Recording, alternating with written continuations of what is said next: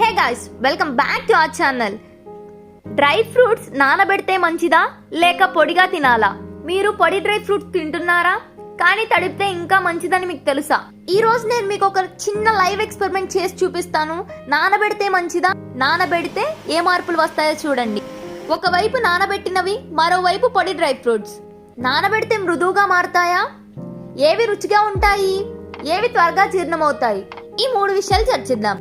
నానబెడితే బాగా జీర్ణం అవుతుంది, పోషకాలు ఎక్కువగా అందుతాయి. పొడి డ్రై ఫ్రూట్స్ తినడం బాగుంటుంది, కానీ జీర్ణం ఆలస్యంగా అవుతుంది. ఆరోగ్యంగా ఉండాలంటే నానబెట్టిన డ్రై ఫ్రూట్స్ తినడం మంచిది. మీరు ఎప్పటి నుంచి పొడి డ్రై ఫ్రూట్స్ తింటున్నారు? ఇంకోసారి నానబెట్టి ట్రై చేయండి.